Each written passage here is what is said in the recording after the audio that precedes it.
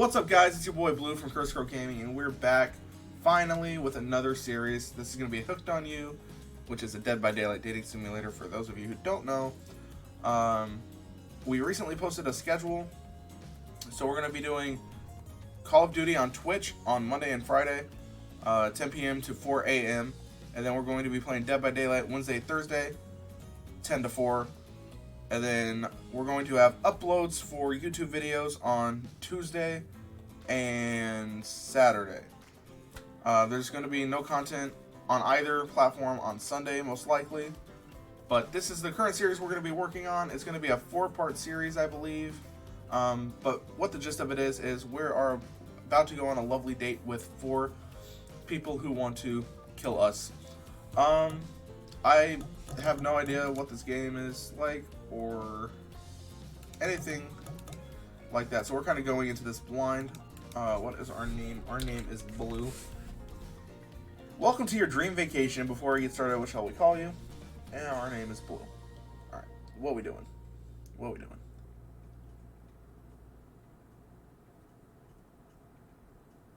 We got a little flower here. That's kind of cute. Alright, what we got? It's really pretty. Cough, cough, cough. You wake up on the beach soaking wet. Salt water stinging the inside of your throat, as if you nearly drowned. Water falls from your mouth as you open it to gasp for air. You have no memory of how you got here. In fact, you can only remember your own name, but not where you came from or a single fact about your life. I feel like that makes dating kind of hard. What you do know is that despite the outrageous beauty of the landscape around you, you feel incredibly sick to your stomach. That is rough. Oh no, I dang it. I think I skipped something. Wow, really went down the wrong pipe, huh? You need a minute, or can I go on? Oh, I think it was just me doing ... Because I can give you a minute. We've got plenty of time. Endless time, really. An eternity, if you catch my drift. Yo, the ocean's talking to me. That's creepy. Yo. Whoa, not now, ocean. Sorry, Blue. May I continue? Please go on. Okay, then. As I was... That reminds me of B. Just coughs and silence. No, it's going too fast. Okay, you know what? We're going to have to fix that. Settings. I'm like double clicking. Okay. You look down at your feet, ankle deep in the crystal blue water of a newly arrived wave. As the water recedes back into the ocean, it reveals a grotesque discovery. Ah! What is that? A decomposing face stares up at you from beneath the sand. All you can do is vomit. A stream of dark bile, bugs, worms, and other ick. Why? Why? Questions race through your mind. Where are you? How did you get here? Who's behind this incredibly charming and well-spoken voice in your head? However, answers don't come easy. Your mind is completely blank. Am I gonna end up like him? Is that the last person who dated people on this island? What will you do? Run, close your eyes, dig up that face. Run. You turn away from this wretched sight and begin to run, but the beach, it's endless. Despite how far you run, you get nowhere. Exhausted, you stop and look behind you. Your footsteps are raised by soft blue waves. You turn inland. Considering your lack of options, you've got no choice but to walk into the brush. However, the beauty of the beach is not shared by the darkness of the palmy woods before you. There's nothing inviting about that shadowy forest. Terror freezes you in your steps. Why are you trying to run away? This is paradise. You're here to enjoy yourself, don't you know? Have a little bit of fun. Take charge of your own experience. Well, that was sure weird. That voice again. Do oceans normally talk?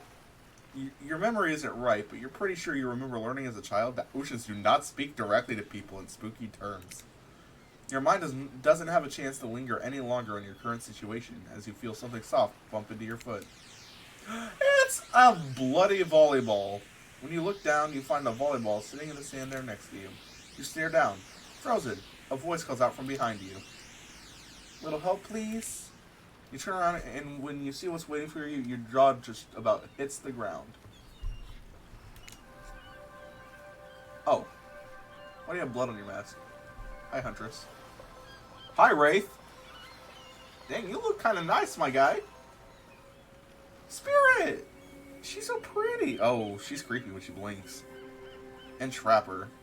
Trapper, you are one hunk. Oh, you're bloody. Ooh, that's not good. 4 gorgeous monsters stand halfway between you and a well-tended volleyball court. There's nothing monstrous about the Huntress. She doesn't look intimidating at all, other than her rippling muscles. Spirit is a little creepy. He's super creepy, and Trapper is just a little unsettling. Each of them oozes with undead energy, a magical aura reaching out and penetrating you via your eyes. Your heart begins to race. Curiosity, fear, desire. You can't help but stare at these casually dressed, let's call them killers. I don't know, not to be judgmental, but that's just the energy they put out there. So many competing feelings rushing through your mind at once that you are completely paralyzed. Hello? Nani? He's confused, dude. There are weird days, and then there's this. All you can do is look down at the ball and back up at this monstrous lineup of, well, literal monsters. Sexy-ass monsters, though. What do? Toss it back! You bend down and grab the ball. It's warm from sitting in the sand on this beautiful day. When you give the ball a toss, it arcs beautifully through the air and lands right in Huntress's hands. Not bad, stranger. Huntress's muscles ripple as she grips it in her hand. You look her up and down and consider what it might be like to be held tightly in those strong arms. Warm, perhaps. Maybe a little sweaty. But that's okay. It's natural. Try hard much? Blech. They're speaking directly to you, but you still can't bring yourself to reply. You're entranced. When you snap out of it, you realize that everyone has gone back to the volleyball court. Alone again, you look across the beach at these strange residents who casually bat a volleyball back and forth, happily ignoring your intrusion onto their private beach. Should you be frightened? Worried? Excited? I did refer to them as killers, not to give too much away. But at the same time, damn, they are looking very appealing in their own way, and nobody so much as lifted a blood-soaked finger in your direction. Don't be scared, Blue. You were made for this. Well, geez, if the spooky ocean voice is not to be scared, I'm sure it's all going to work out. Yeah, the ocean's just like, yeah. See those rippling, beautiful monsters over there? They're dangerous. They'll kill you in an instant. You should go touch one. Like, with no good reason not to, you decide to head over and see what happens next. Oh. Alright. It seems like you've derailed the volleyball game just by showing up. You derailed the game just by showing up, nitwit. Oh, Trapper's not very happy. I'm gonna die. I guess you're also a nitwit. Look, it's best to just go with what Trapper says when he says it. That's a policy I hold for pretty much anyone who always seems to have fresh blood on their hands. Hey, don't worry about it. It's all just a game. Existence, that is. Besides, you seem a lot more interesting than a silly game. What's your deal? What brings you here? Oh my god, it's Haley. She asks too many questions. You mean they're here to do more than distract from my total domination? That was Wraith. That time means he was done with the game too. Either that or he saw a butterfly or something. Look, I don't care why this slack-jawed moron is here. Excuse me! Slack-jawed moron? Sir, you are wearing a mask that is broken and have blood on your hands. I don't think you're one to judge. I just want to know, can I kill them or not? Okay, you can back off. You know you can't. At least not yet. I have so many emotions. Oh yeah, not yet. Hey Blue, you might want to, say something? Actually, never mind. There will be plenty of time for that soon enough. Right now, this group has some questions for you. But be warned, answer quickly and answer well. Bro, do I have to speed date? I'm not good at this. This is a timed quiz and it will be very important later. Oh no. Very important. Or not important in any way whatsoever. Probably that one, I can't remember.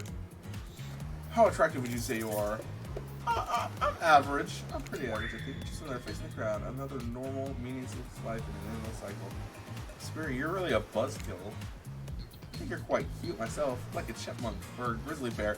Okay, you know what? That's like a personal attack. Alright. If you could have any superpower, what would it be? Invisibility. Same, although sometimes I think I already am. What was your best subject in school? You're so pretty. You're my favorite. History. Nice. It's important to know what came before so we are not doomed to repeat humanity's mistakes. I mean, we will anyways, but still. What's your favorite animal? What the hell is a mustelid? Puppy. Dog? You look absolutely adorable in a little puppy mask. Oh my goodness. What's your favorite color? Blue. Blue isn't good for productivity. It makes people want to be lazy. What's your dream job? You. I mean, nightclub promoter. Everyone groans, and let's be honest, they're right to do so. I don't know, man! Luring folks into the dark? Not just anyone can do that. Best flavor of ice cream? Strawberry. Horse flesh? What? Horse flesh. Okay, the ocean's scary. I mean, ocean sounds. My favorite flavor is pain. Okay. Same. Same here. Mine is vanilla. Spoiled with pain. I like you. You're classy. I think mint chip is the greatest flavor ever conceived myself, but enough about ice cream, am I right? Hold on a second. This reminds me. I am right. Always. It's a lesson you should learn before we go too much further. Do what I say if you want to survive. Pick mint chip. We're teaching lessons now, narrator. You rascal. Kill or be killed is the rule on this island, even for faceless voices. Tell me, what's the best flavor of ice cream? Mint chip. So obedient. I think you're gonna do just fine. Anywho, now that they know so much about you, I'm sure the group wants you to start getting to know them. I'm Trapper. I pretty much run things around here. I'm the smartest, richest, strongest person on this whole island. I don't like losers. If you want to know what a loser is, say hello to Wraith. Ouch! Hi, I'm Wraith. I'm nothing. Oh, I'm nothing like everyone else. I like nice people and loathe big dumb idiots. Hey, what's up? I'm Spirit. I don't like most things. Well, I like you, so... I don't really hate most things either. It's not worth my time. But the things I do hate, I really hate, you know? Based on my personal observations, life is nothing but suffering, and society is a carefully calculated lie to keep everyone subservient to those in power. It's better to choose to just not take part. Jesus, like she was downright murdered by society. That is so messed up! Her dad literally... Oh my god, she hates it so much. Oh no, wait, I'm remembering Spirit's story now, and that's almost exactly what happened. That's what I was saying. Hey, I'm Huntress. Don't let these bummers get you down.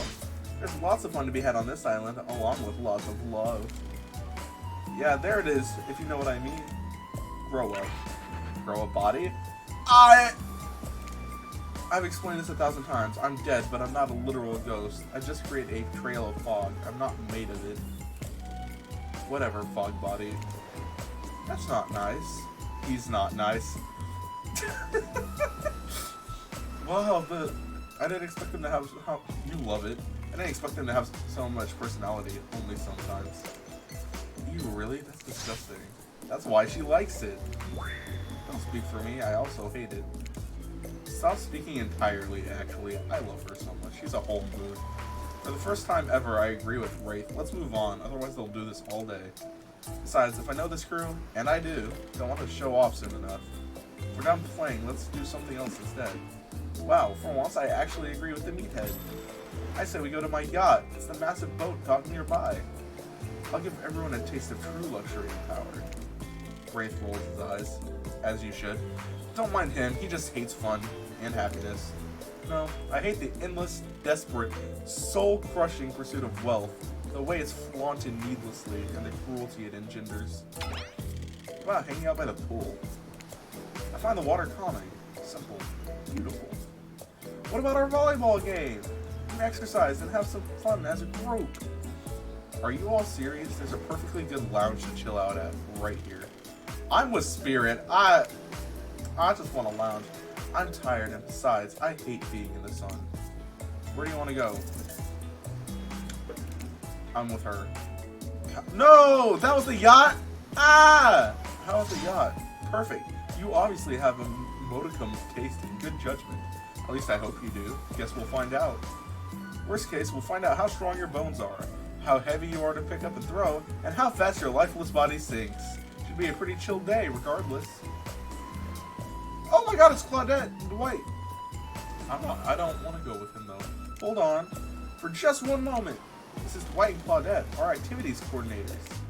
They're also the cooks, waiters, bartenders, janitors, and every other job. They're the only help remaining on the island. This place we call Murderer's Island. A few dramatic musical words. None of the others survived. Survived the interview process, I mean. Hence why we shall here to refer to them as survivors with a capital S. These two have worked here for a long time. So very long, I don't actually know how long it's been. Sorry. Anyway, I should probably let Dwight and Claudette do their mandated jobs. They sure look happy. They're vibrating with the nervous energy that is starting to give me the creeps. We will now escort the group to the venue of your choosing. However, in the future, we recommend waiting for us to present you with your options whenever possible, and don't just run off to various activities unsupervised. We don't have much autonomy around here. The least you can do is allow us to do our job. The most you can do is help us get off this, Dwight! Yes, pardon me. Please follow us. Hey, narrator? Yes, something I can help you with? Those two, Claudette and Dwight. Did you start to mention something about wanting to escape? Is escape an option? Should I be trying to escape? Escape? Them? Oh, no. I think you're mistaken. It seemed like Dwight was asking for help to get off this island, though. Oh, right, that. Yes, that's true, he was, but he just meant that he wants to get to the other vacation island getaway, a couple miles south of here. It has much fancier accommodations than this island. It's one of those big corporate outfits, quite exclusive, where all the famous celebrities hang out. Very luxurious. Doesn't quite have the charm that this island has, though. Trust me, you wouldn't want to go there. With all that money comes a lot of restrictions. This is where you belong. Now, off you go. It's time for an activity. On this island, your decisions matter. Mostly. When I agree with them. Not like that other island. So what will it be? Okay, wait. I want the lounge. So the far one... Okay, so the... I'm assuming this is the pool, this is the volleyball game, and that is the yacht. I'm really trying for spirit. Yes! Finally! Freedom from the preposterous premise that the four of us would be engaged in some sort of thrilling 2-on-2 volleyball match. Spirit looks at you from beneath her gigantic sun hat. She takes a conspiratorial tone. These are some big words for a dating sim. Oh no, I tried to feign a sprained ankle, but everyone already knows that I technically float above the ground, so nobody believed I was even putting any pressure on my joints in the first place. Then I tried to annoy everyone by not giving a crap, and when that didn't work, I tried whining, and when that didn't work, I threatened to kill every single person on this island, but... Oh! It turns out I'm not the first to toss those kind of threats around on this island. So, thanks, I guess, for getting it called off. Are we threatening to end each other again? Now it's Dwight who takes on a conspiratorial tone, his eyes shifting as he slips into a loud whisper. Please just make it quick! This is what you'll be saying when we get behind the bar to make you the drink of your dreams. Ah! Ah! Hilarious, right? Right, Dwight? Yeah, right. So what'll you be having?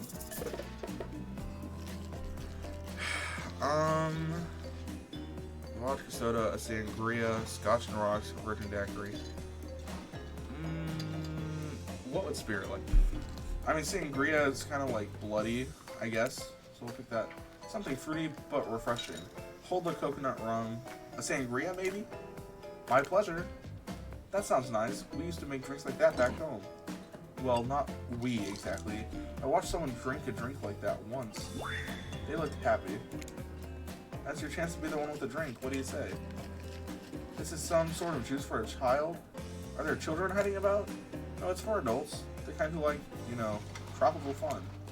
Oh, I see.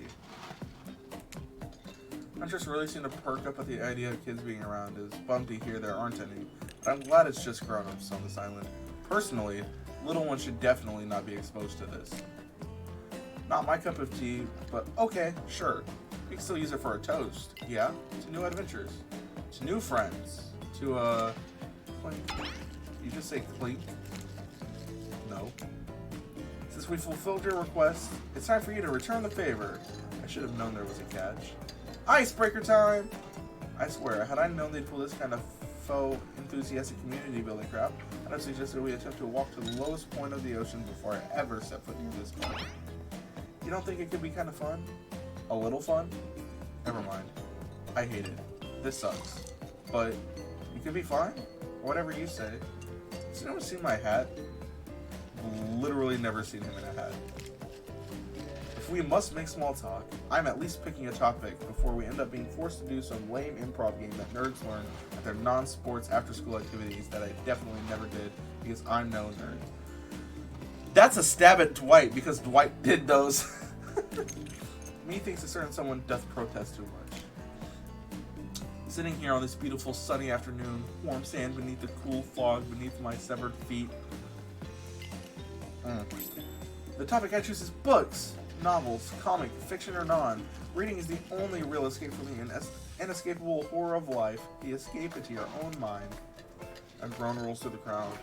Not a lot of readers here, I'd imagine, based on that response. They were too much enthusiastic. They were much more enthusiastic about drinking.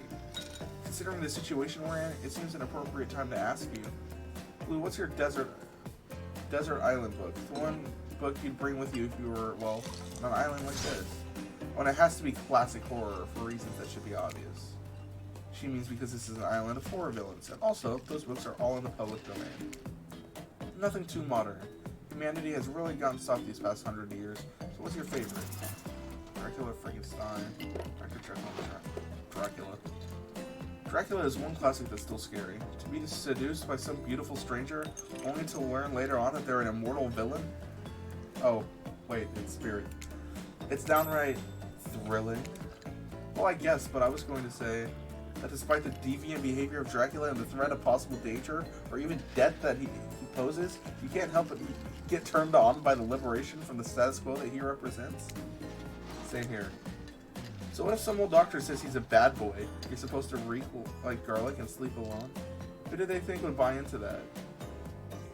If you're going to be trapped in the nightmare that is undead life eternal, which I know a little something about, you do a lot worse than great clothes, a castle, and a lover who doesn't take shit from anyone. The scariest part of Dracula is thinking that no one will ever be quite as interesting to make love to as a vampire. Enough about these old stories that belong to someone else. I think it's time to make up some new stories of our own. Before you know what's going on, Huntress is waving an empty vodka bottle in the air, a devilish twinkle in her half-mask covered eye. That's funny because she's Russian. Might I suggest something a little naughty? Let's all get in a circle and spin this bad boy. Oh god. Great idea. Yo, the Trickster's here? Trickster, isn't it a bit late to introduce a new character? I thought I was the one who gets to make the rules, so I'm not sure who I'm asking. But I wasn't ready for this. I didn't know Trickster was in the game. But hello, and who's the new fan in the waiting? Beat it, hack. I don't know, what's the harm in inviting one more person to join the circle for our game? Well, I can't say, I was just saying it's a great idea, while also teasing the secret Trickster ending. I've got much, much better things to do than hang out here. I'm famous. Oh, he's the secret ending? Toodaloo. The rules are simple. First you spin, then you swap spit, that is. But let's be clear, this ain't a peep show. We're here to have a good time, but in a classy way. All makeouts will happen out of view of the public eye. Real romantic-like. Yes, romance is the goal. So we'll all be waiting here in complete silence, trying to listen, and use our imaginations while you make out on the other side of the bar, but not watching. Like adults. Romantic, well-adjusted adults. Blue, you're up. You grip the bottle in your hand, and put your fate in the hand of the empty bottle gods. Minigames consist of two parts. On top, a pointer, which rotates in a clockwise direction, and on the bottom, a target you're going to be pointing at. This here minigame is a special minigame, perfect for the less coordinated because there is no winning or losing. Well, not technically. Whenever the pointer stops, that's your result. I suppose if it doesn't stop where you want it to, that's a bit like losing, but no one has to know if you don't tell them. Okay, ready to play, or would you like me to repeat that? We don't need instructions, just one. Ready, away we go. Spin the bottle and see who you're gonna kiss. Spirit! Yes! You two are meant to be. Psych! You have to actually spin multiple times to get your real result. First to get to 3 times is your true match. That's how we play hardcore spin the bottle on this here island. Now get your spin on. I want... No, I don't like Trapper. You got Trapper. No, I got Trapper again! No! Okay, Huntress. Okay, we got Spirit twice. Spirit! No! We got Trapper 3 times! No! Just this morning you were waking up on a strange beach surrounded by strangers with murderous intent. Now you're looking across a beach towel at Trapper. Lust in his eyes, sweat glistening on his skin. I don't want to kiss this man. Your heart races. You can feel your pulse pounding in your ears. Trapper takes you by the hand and you sit face to face in a private section of the bar. He begins to reach for you, putting his hands on your shoulders. You're sweating, but not in the sexy way he is. You're sweating in the gross way you'd sweat at the interview for a job you're not even remotely qualified for. You don't know what to do. If you try and lock lips in this state, you might gross him out so completely that he'll never be able to look at you romantically again. Trapper, we. Save it, it's not happening. Don't cry, I know. To get this close to a living god and then feel the sting of his rejection, it must hurt bad. But don't take it personally. Well, do. But use it to make yourself stronger. It's not because I don't want to, it's because you haven't earned it yet. You might, later. For now, it can't be that easy. Sure, maybe with one of the others. They're weak, sad, lonely. Not me. I don't need this. It's mine to give or to withhold. You really dodged a bullet. This means you'll have a chance of presenting yourself in a bit more flattering of a light later, assuming you survive. I'm not ashamed to tell you that I think you're cute. I would make out with you so hard your heart would cave in if I wanted to. And I do, but I still won't. Tell anyone I told you this and you die. They die, and then I have you all revived and then kill you again. Okay, well, Trapper has some issues. If anyone asks, I was the best you ever had, which I might just be, another time. I hate to break up such a passionate moment. That we only assume was passionate because we never spy on you constantly while you stay on this island. But dinner is being served right away, and we must insist that you join us. We wouldn't want anyone dying of starvation, when there are so many more interesting things to die from. This game is a little nuts. Seems like the next activity is mealtime. How quaint. We're expecting what? Capture the flag? You know how complicated it is to run a game like that? More so than sitting and talking? We arrive at the cookout area to find an assortment of picnic tables scattered around. What are you expecting? Some kind of grand hall with a huge banquet table? This ain't some prestigious fantasy epic like you'd find on cable. Dwight and Claudette usher you to your seat, but there is very limited seating directly around you. Oh great. Terrific. Seems that everyone wants to sit next to you. Even better is that they don't want to sit next to certain other people either. To start, no one wants to sit next to Trapper. Meanwhile, he refuses to sit next to Wraith or Trickster. Oh yeah, Trickster is here. Surprise? Yeah, well they don't call him Expected Sir. I'm sorry, even if I get nervous around crowds or killers, my whole shit gets a little flustered. Hey there, you're looking good too. Real good. And we literally can't let Huntress and Trapper sit together. No, seriously, their arms are too big, they can't fit at the table if they sit side by side. Look at this, we can't even fit everyone on screen at the same time. You probably think it was an error, but it's not. It was completely intentional. Let that be a lesson to you. Every error you think you see is a choice. Got that? Okay. White and Claudette are directing traffic. You sit on one side. The rest of them will sit opposite you. Huntress and Trapper can sit at the ends with their enormous, sexy arms. Now that everyone is seated, we can begin dinner. Tonight's meal was prepared slowly and carefully with both love and hate for 12 hours over a spit. We hope you all enjoy. We really, really hope you do. You didn't actually tell us what you're serving. What are we eating? It's meat. Seasoned with a specific number of special herbs and spices that we simply can't divulge. Is that a KFC reference? My favorite! Meat is good. Meat is murder. Are you a vegan, Wraith? Which, you know, considering what you've been up to, who are you to get judgy now? I'm just sharing facts. If you need to murder something to eat its meat, so that's, like, technically true. Technically true is the best kind of true. Okay, enough yapping. Let's eat! Hey, Blue, you thinking what I'm thinking? It's gonna be a person on that spit, right? Or several parts of overlapping people, perhaps. I haven't seen many pigs wearing palm tree button-down prints, you know? When you look closely at the spit, you spot what definitely appears to be scraps of fabric sandwiched between some layers of meat. I think I might be sick. Is there anything else to eat? This took 12 hours, and we do literally everything on this island. Actually, there's one thing you're not doing today. You're not carving up this delectable meal. Wow, he's right for a change. Because I am with my broad axe. It's the perfect tool for easily chopping anything in twain. First, who says twain? Sometimes I swear it's like we're all from completely different historical eras. Second, I'll handle this with my cleaver. Fast, powerful, and clean. At least it's clean when the meat is cooked. No blood. You two and your ridiculous bicep swinging contest. Enough! Grow up! Obviously, my gorgeous katana is the only option. Obs. The hell it is. Well, I'll show you both my katana and send you to actual hell if you'd like. Please stop, please. I hate when we fight. Or talk. Or even when we look at each other in the eye. I can do it. I have the skull of Azeroth. Great. Instead of slicing it up, you can club it to a second death. Hey, Blue, I know this isn't what you want to eat, but hurry up and volunteer to carve up dinner. No! That's Felix?! Otherwise, this will go on for hours. No hyperbole. They once argued over who had the most effective weapon for 72 straight hours. And it doesn't matter which one does it. When they're done, they will take even longer cleaning their weapon, all while explaining the value in maintaining your tools. Despite being a bunch of cold-blooded killers, for some reason, they're always terrified of tetanus. Hey, why don't you just let me carve up dinner? Splendid idea. We'd hate for it to get cold. We hated it when it got cold. Here's a machete, freshly sharpened. Minigames consist of 2 parts. Okay, I don't need that. We don't need instructions. Ready, cool. Ready, away we go. Slice.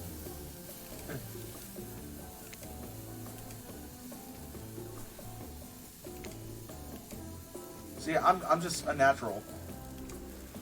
I missed.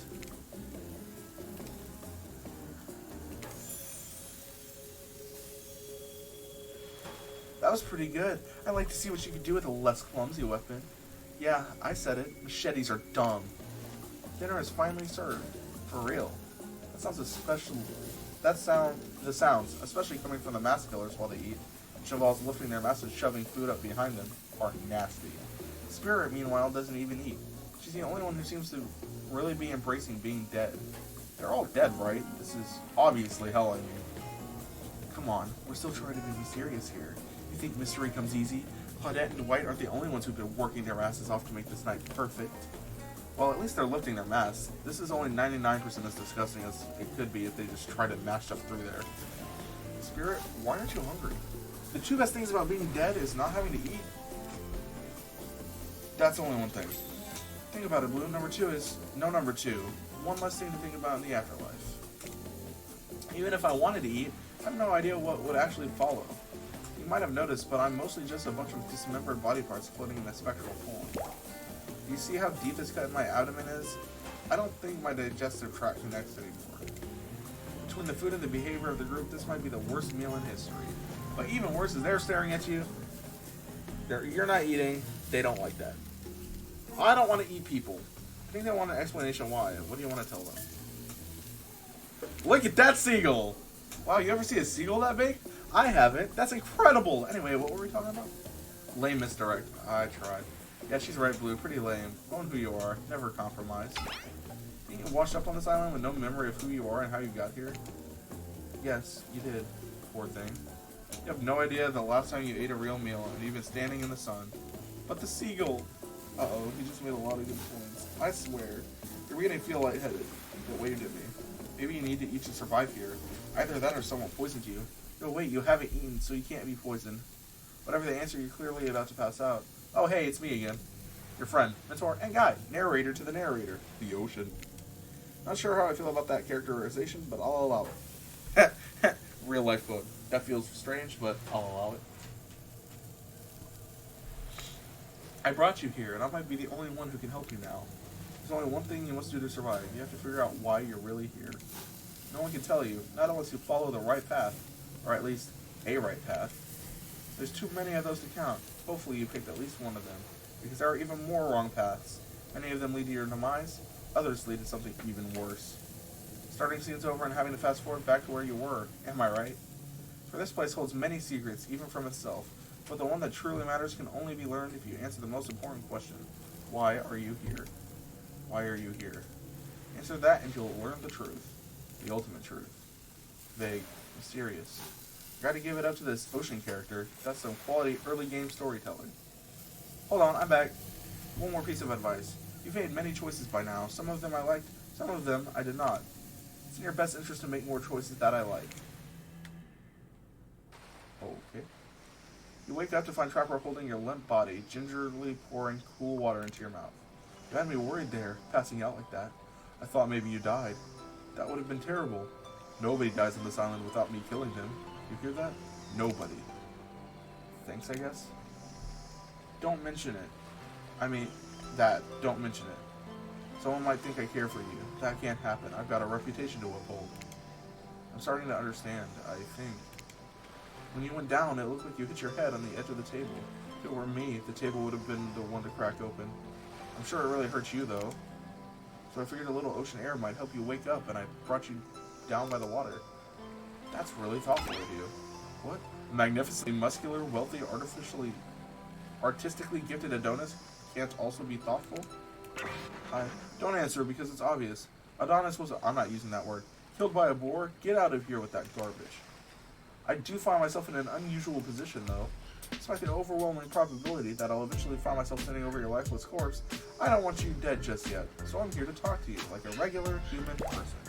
And right now, I'm worried that I might be coming off a bit too forceful. I know my mere presence can be intimidating, but I don't want you to get the wrong impression about me or how I feel about you.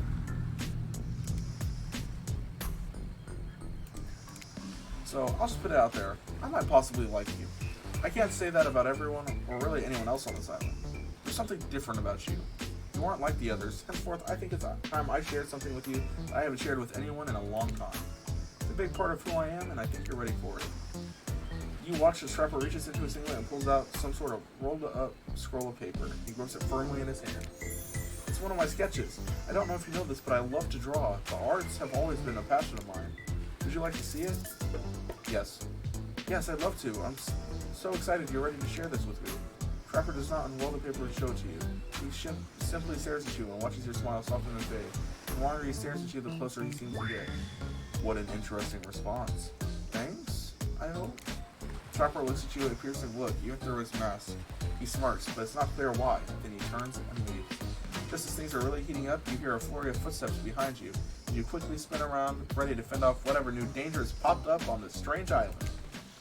Only to find that it's Dwight and Claudette sprinting across the beach, clipboards in hand, which they're waving in the air above their heads. It's very important that we stick to the itinerary and attend each event as scheduled. Playing sick for cute flirt points was not a part of this evening's activities. That's strictly slotted in for after campfire story time. At this rate, we'll be late. Playing sick? No time for excuses. Well, there is, but that's scheduled for what comes after the flirting. Go, go, go, go! Once everyone has gathered at the fire pit, Dwight and Claudette quickly make an announcement. We're not going to blame anyone in particular, but someone, and we're not going to say who, so don't worry, you hasn't been sticking to the schedule. That means we're behind on time for evening activities, and we'll only have time for one person to share this special, spooky nighttime story. Just one story, but storytime is my favorite activity. This is a narrative-heavy experience. You're telling us that only one person gets to share? How will we decide who? Oh great, we have to decide as a group? That never goes well. Whoever did this, step up now. I swear I won't be angry. I'll merely chop your head clean off. No fuss, no muss. Voice trembling, you realize that this is probably it for you, but you embrace your fate. So, sorry everyone, I think they're talking about me. To be honest, I still don't understand how this whole schedule thing works. I guess I lost track of time while I was passed out. I've been there before, even though it takes some pressure off of me. It's just an absolute dream come true. Is it really fair to become a newbie? Seriously, has anything here ever happened on schedule even once? Damn it, Donald, if you try to flex that authority gimmick one more time to help me, I'll snap your head off so quick, and then I'll drown you in his blood, Cynthia. Fuss and muss are back on. You two know I love to hack, slash, and slice. We all know you love to kill. That's almost all you talk about. Nobody named any names. Who even knows any names? Not us. I renounce my name. Who's Donald? Who's Dwight? Who even knows anymore? Call me nobody. But we still gotta get started on story time, so... Hello, who do you think should go? Aw, damn it, that's a name. Please pick somebody quickly, so that's... Spirit. I choose you, Spirit! Whoa, whoa! This entire experience is being carefully crafted to avoid an IP infringement lawsuit. Let's be careful with the catchphrases, will you? Really? You want to hear from me? Spirit huffs and dramatically rolls her eyes as she gets to her feet in front of the campfire. Don't let her talk you out of it. She's great with ghost stories. I don't know where she gets it, but she comes up with the scariest stuff. Seriously disturbing. Even to me, I literally pulled a guy's skull and spine out once with my bare hands. Talk about bullshit stories. If everyone else is going to chit-chat, I guess I can just sit down and... Huntress's eyes go red behind her mask, and both Trapper and Wraith take their seat. They know when it's worth fighting and when it's not. Well, I hate to break it to you, but tonight's story isn't scary. It's a romance. Too late now, though. I was selected, and so I'm going to tell my story. I call it The Prisoner's Kiss. Oh, no. You notice that Huntress and Wraith are both sharing a giant jug of popcorn. Nobody offered you any popcorn. It was a dark summer night. Warm rain seeped from the sky like blood from an old wound. Detective Hada, a celebrated investigator and renowned hostage negotiator, was called to the scene of a strange occurrence, unlike anything she had ever seen before. When she arrived, the scene was chaotic. Crowds had begun to gather. A dozen officers were doing everything they could to keep curious onlookers away. But how could anyone resist wanting to know more? For there, in the middle of a busy market, had appeared a giant box. Strange, alien in its appearance and massive in size. No one knew how it got there. Was it delivered? Built on site? In such a busy area? How could something like this just appear? A mystery. It was as if conjured by magic. But this was no illusion. The huge box was very real, and someone was trapped inside. Spirit pauses her story to look from face to face on each audience member. She has no expression, but you feel her vibrating with energy. She's in her element. Help me! Cried someone inside the box. It was a man. Terrified, trapped, imprisoned, his voice trembling. By now, it was as if every detective in the city was there, looking the strange structure up and down, inspecting it on every side. It didn't make sense. There were no doors, no windows, no fasteners or seams. It was completely solid and much too heavy to move by hand. Solid, that is, except for a single small slit, just enough to see the bloodshot eyes of the prisoner trapped inside. I don't know what happened. I woke up, and here I was. I'm so scared. Please help me, cried the man as he pleaded for his life. No stranger to tense situations, Detective Hada comforted the man. She used her training to calm him and buy him time for the other investigators. However, time did not bring clarity, only anxiety as the night dragged on, with no progress opening the box. And as the night grew longer, the seeping rain puddling on the ground, the man inside grew more desperate, more sad and lonely, more pathetic and in need of help. And Detective Hada was no help at all. Powerless to save him, guilt began to weigh on her like it never had before. Don't let me die in here, the man begged. Don't let me die alone. Stay calm, instructed Detective Hada. You're not alone. I'm here. Hell, half the town is here. We're all in this together, and we won't let this be the end of your story. Looking through that narrowest of passageways, Detective Hada watched her own reflection in the tear-filled eyes of the strange, sad prisoner. Together they both wept in silence at the hopelessness of the moment. Promise? Asked the man. Promise that I'm not alone? Yes, she promised. I do. A simple pledge. She felt an instant connection, like she had never felt before. Not to her family, not to her friends, not to any of the other hostages she had worked so hard to free before. And so when the man's eyes closed and backed away, it didn't scare Detective Hada, for she knew he would return, and he did, pressing his lips up to the narrow slit in this horrible puzzle box, repeating his question again, steam flowing from his mouth as he asked, Promise? Promise that I'm not alone? Yes, she promised. I do. And pressing her palms against the cold outside of the box without truly knowing why, Detective Hada leaned forward and placed her own lips up to the opening, letting her breath creep into the strange structure, allowing her warm lips to fall on this man's. It was a gentle kiss, a moment of compassion.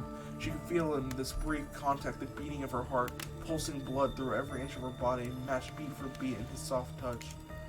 Thank you, said the man, no trace of fear remaining in his voice, and he backed away into the darkness, disappearing in a single moment of eerie calmness. Get back, yelled an officer! Suddenly thrusting himself between Detective Hada and the box, breaking a silence that would soon be met soon be filled with a cacophony of whirring gears and clicking latches, a symphony of mechanical activity happening all at once. Something had triggered, as if an unseen lever pulled, and the side of the giant box began to slide open. Detective Hada gripped her flashlight tightly and pushed forward into the soggy interior of the giant box. Her feet splashed in the puddled rainwater, her heart racing as she swept her light from side to side. And that's when her eyes landed on the man, or at least landed on what should have been him. There in the corner of the box was a pile of pieces, like parts of doll, almost pulled apart, or perhaps that's just how Detective Hada had to think of him in that moment to survive. A collection of segments, limbs, pieces, disconnected from one another, cleanly severed and placed in a neat little pile. And atop that pile, a head. Cold, pale, eyes open, lips in icy blue. Spirit stares at the fire, her own expression lifeless, her lips blue. Tears fall from her chin and soak into the sand at her feet. You're blown away by the story, and it's safe to say you're not alone. Everyone else is looking into the fire or up at the sky, anywhere but at Spirit. It was you who chose her, you who initiated this harrowing tale. So sad, so creepy, so sensual.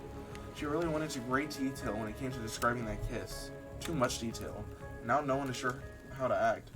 Dwight and Claudette are staring daggers at you. You have to do something. This game was supposed to be a lighthearted romp. Please, I said do something. Say nothing, hug her.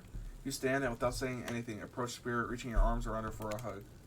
Her robe, hovering in the air, begins to wrap itself around you and squeeze you into her. It's kind of like being hugged back, but also like being tied up. It's certainly not what you expected. Instinctually, you pull yourself away, but it's an awkward movement and you nearly fall over into the fire. Spirit says nothing and floats away without so much as a goodbye. You meanwhile realize everyone had just watched this truly strange interaction from the corners of their eyes. On that note, everyone decides it's time to take a break and split up for a little bit so that they can all have a moment alone before bed. Everyone leaves and you're alone by the fire. The only thing you hear is the ocean slowly lapping against the shore. This is nice. A true moment of peace and tranquility that lasts for all of 7 seconds because Trickster shows up and he's blaring his latest song. Hey baby, you look lonely. Mind if I join you? He doesn't wait for an answer. I know you've been hearing from these guppies all day, but I want you to hear something from a big fish like me. Something special those in charge of this island don't want you to hear.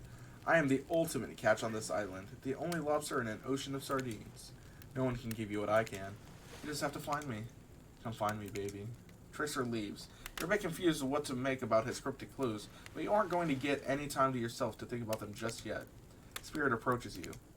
You know, I was watching you while I told my story. I could tell it was having an effect on you. This fog that follows me around, I could feel you breathing heavily, taking me in. You and I are both absolutely flabbergasted at that piece of information. Legit, you learn something new every day. Even when you're a narrator. You're doing it again, right now. You need to calm down. You should come to the hot tub with me. Oh, dipping in hot tubs with the Spirit. You've come a long way in a single day. I'm not saying you shouldn't follow her, an offer like that. Just don't forget our little talk. Ooh, take. Let's save.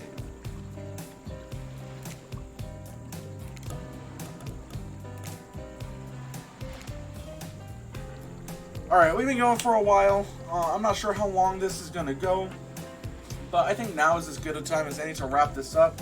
So, I hope you guys enjoyed the video. Please make sure to leave a like, comment, and subscribe. Make sure to follow me on Twitch at twitch.tv/CurseCrowGaming. And if you're interested in joining my Discord, I will do my best to leave a link in the bio below. And you can also follow me on Facebook at CurseCrowGaming. And with that, guys, that's going to be it for today.